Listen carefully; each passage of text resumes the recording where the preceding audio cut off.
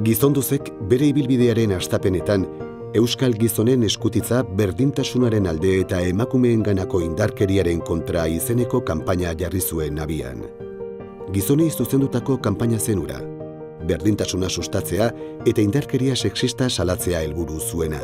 Eskutitza sinatuz, 10.000 gizonek baino gehiagok babesa erakutsi zioten kanpainari eta bertan jasotzen ziren konpromisoak hartu zituzten. Orain dela 10 urte sinatutako konpromisoan zegoen etxeko lanetan inplikazio handiagoa izatea. Inplikazio handiagoa badut zalantzarik gabe, behar bestekoa ez dut uste. Durante estos 10 años he tenido la suerte de trabajar con Ongiz Elkartea y poner en marcha diferentes proyectos con ellos, a través, por ejemplo, de lo que yo sé hacer, es decir, el teatro.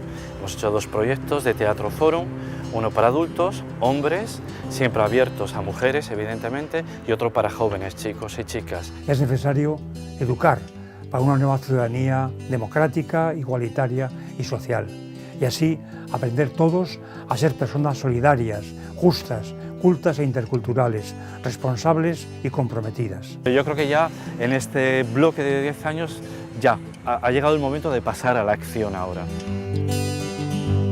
Gizonok esan eta egin kanpaina berriarekin eta aurretik egindako lanari jarraipena emanez, euskal gizonak ekintza jakin batzuk euren gain hartzera gonbidatu nahi ditugu.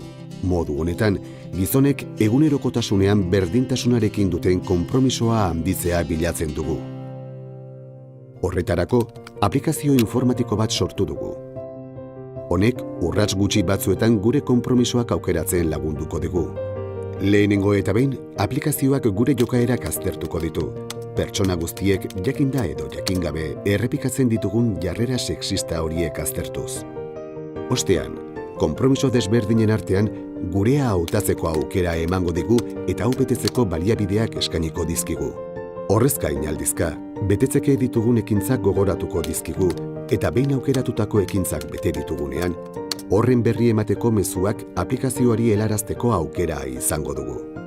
Azkenik, gizonok berdintasunarekin dugun inplikazioa ikusgai egiteko, gure konpromisoa publiko egiteko aukera emango digu aplikazioak. Berdintasunean oinarritutako gizartea lortzeko bidea, luzea da eta etengabeko konpromisoak eskatzen ditu.